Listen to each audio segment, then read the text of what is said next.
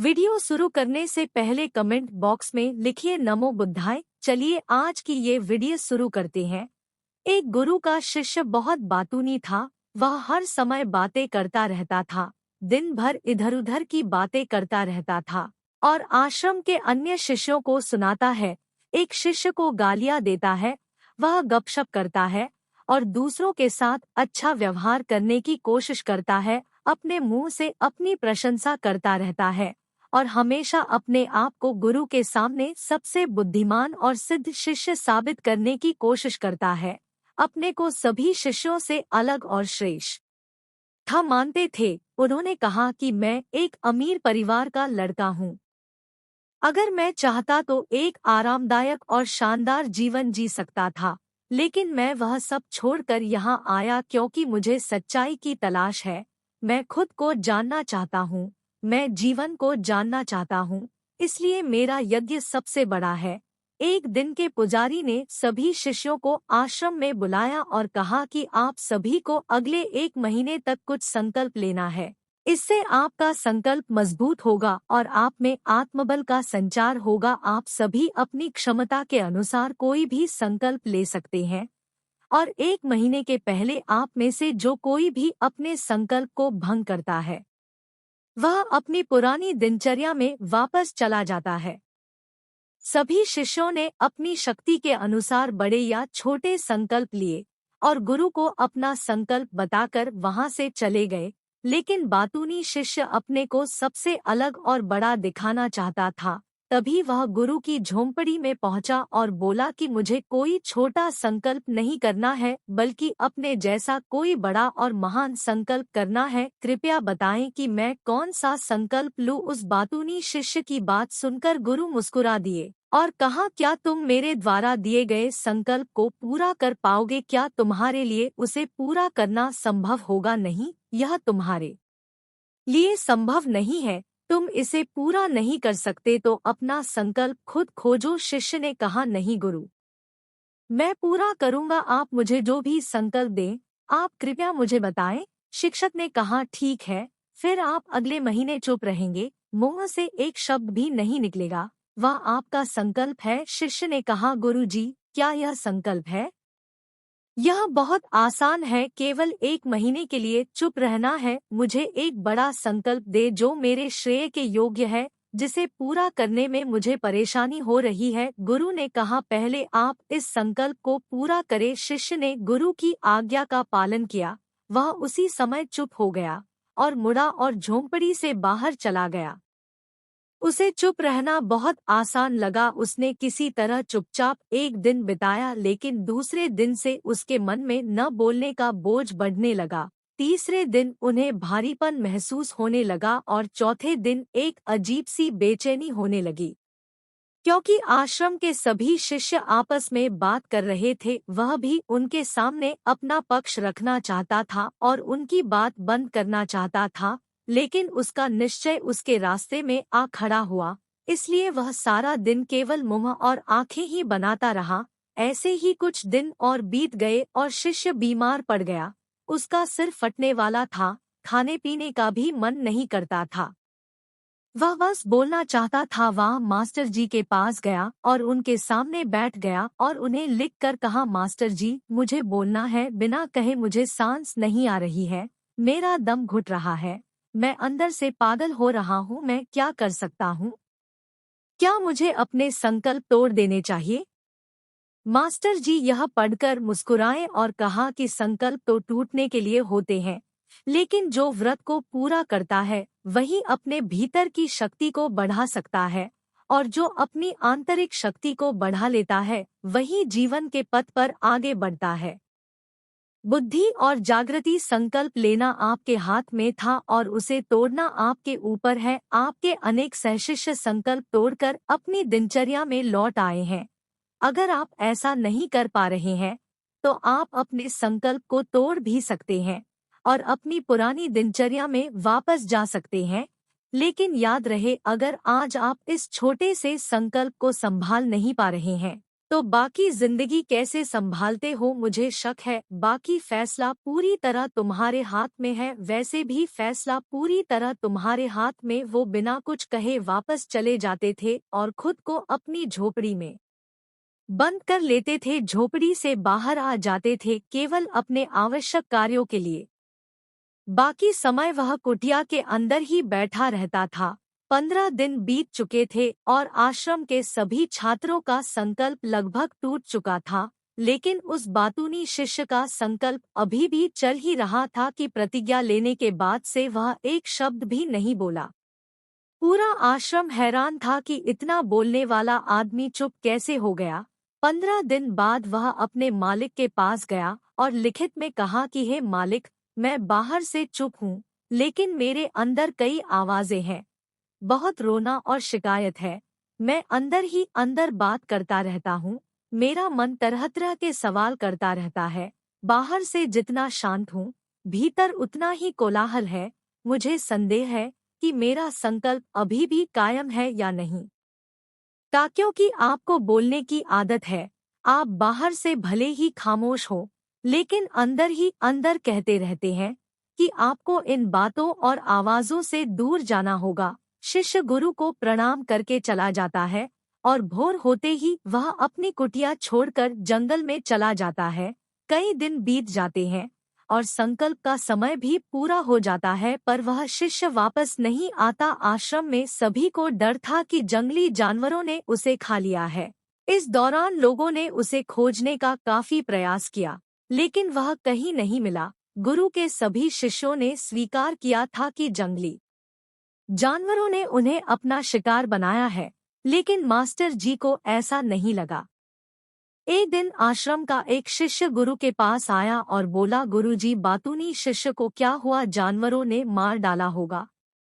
मालिक ने कहा, हो सकता है जानवरों ने उसका शिकार किया हो, लेकिन उसके न लौटने का कोई और कारण हो सकता है। हो सकता है कि वह जिस चीज के लिए वहां गया था वह मिल गया हो। शिष्य ने पूछा कि क्या ज्यादा बोलना हानिकारक है? गुरु ने कहा, यह भी मानव जीवन के कई दुखों में से एक है कि वो कभी चुप नहीं रह सकता। वो हमेशा कुछ ना कुछ कहता रहता है। हमारा आधे से ज्यादा दुख हमारे अकेले बोलने से होता है।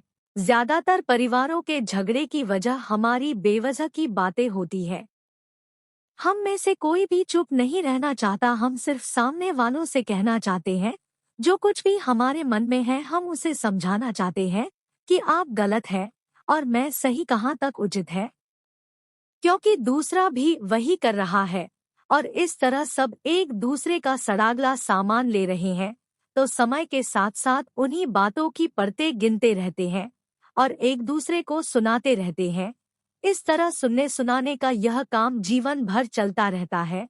लेकिन इस अज्ञानता में हम अपना समय, अपना जीवन, अपनी समझ और सबसे महत्वपूर्ण वह अनमोल क्षण खो देते हैं जिसे जिया जा सकता है, जिसका अनुभव किया जा सकता है, जिसमें आनंद पाया जा सकता है। लेकिन बदले में हमें क्या मिलता है? कुछ भी नहीं। सब व्यर्थ जाता है। हम इस पागलपन में क्या खो चुके हैं?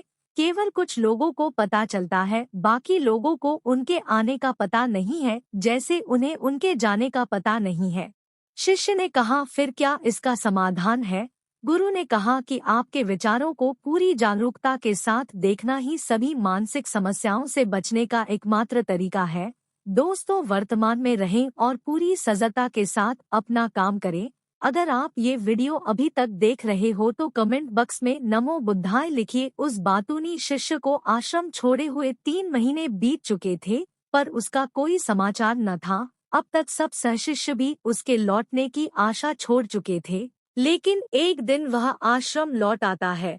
उसे देखकर सभी चकित और प्रसन्न हुए, लेकिन अब वह छोड़ने वालों में से नहीं था। वह कुछ और के रूप में वापस आया। उसमें एक अजीब परिवर्तन महसूस किया जा सकता था। उसके चेहरे पर एक अजीब सा भाव था और उसकी आंखों में बड़ा सुकून था। आश्रम में आते ही सभी शिष्यों ने उन्हें चारों ओर से घेर लिया और बात करने लगा। उसने अपने भाइयों से भी बात करना शुरू कर दिया। जितने भी शिष्य उससे बात करते थे उन्हें लगता था कि वह पहले की तरह बड़बोले और बातूनी नहीं थे। उनके मुख से निकला एक एक शब्द बड़े ही मधुर और ध्यान से निकला। कुछ देर दूसरे शिष्यों से बातें करने के बाद वह गुरु के पास गया। उसने गुरु के पैर छुए और कहा, गुरुजी, क्या मैं अब भी चुप हूँ? क्या मेरा संकल्प अभी भी जारी है? गुरु ने कुछ देर तक शिष्य की आंखों में गौर से देखा और कहा, हाँ, तुम अब भी चुप हो। आपके मुंह से एक भी शब्द नहीं निकल रहा है और आपका संकल्प अभी भी कायम है। इसलिए मैं और गहरे जंगल में चला गया हूँ। मैं पे कि मुझे वहाँ शांति मिलेगी और मेरे मन में चहकना कम हो जाएगा। लेकिन मैं जितना एकांत में गया मेरे अंदर की आवाज तेज होती गई। मुझे अपने अंदर की पुरानी आवाजें सुनाई देने लगी। तब मुझे एहसास हुआ कि मैं कितना गलत था जब मैं बुरा कहता था अपने परिवार के सदस्यों, दोस्तों और सहशिष्यों को बातें। इसलिए उस समय मैंने सोचा कि मैं सही था। जब मैं गुरु भाइयों की चुगली करता था और उनका मजाक उड़ाता था तब भी मुझे लगता था कि मैं उनसे बेहतर हूँ और मैं सही कर रहा है। लेकिन उस दिन मुझे पहली बार लगा कि मैं कितना गलत हूँ। बहुत देर तक ये आवाजें, ये शिकायतें मेरे अंदर चलती रही। लेकिन धीरे धीरे मेरे अंदर से ये सारी आवाज चली गई। अब मैं अंदर से भी खामोश हूँ। उस घने जंगल में बाहर से बोलने वाला कोई नहीं था और भीतर कोई आवाज नहीं बची थी। उस दिन पहली बार मुझे मौन का सही अर्थ समझ में आया।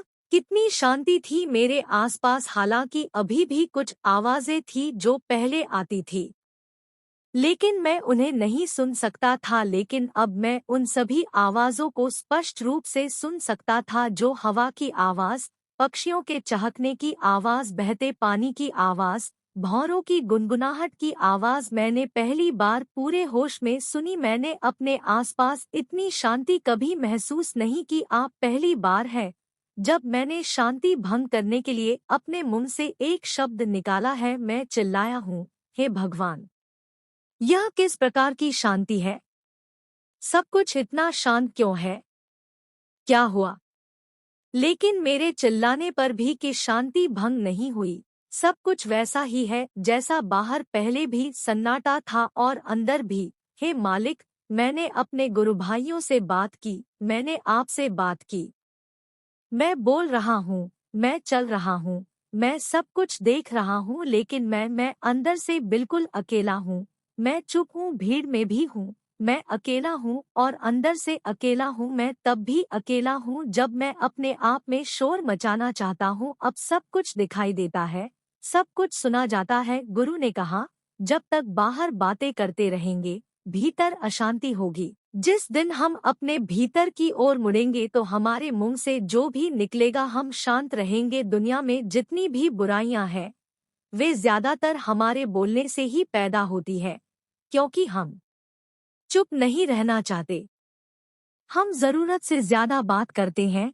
हम दूसरे व्यक्ति की बात नहीं सुनना चाहते हैं, बल्कि चाहते हैं कि वह बात करना बंद कर दे। हम उसे बताना चाहते हैं कि मैं कौन हूँ। हम उसे अपनी सारी क्षमताएं दिखाना चाहते हैं। बस यही हमारे जीवन का उद्देश्य रह जाता है। कभी एक दूसरे को सुनना नहीं चाहते, समझना नहीं चाहते। उन्होंने कभी चुप रहना नहीं सीखा, क्योंकि खामोश रहने से ही वो खुद को छोटा महसूस करते हैं। दुनिया के सारे युद्धों की वजह हमारी ही बोलती है। इसलिए हमें उतना ही बोलना चाहिए जितना जरूरी हो, क्योंकि बेकार की बातें करने से ऊर्जा बर्बाद होती है और बोलने से हम कभी अंदर की ओर नहीं मुड़ते, क्योंकि वो हमें बाहर की ओर खींचती रहती है।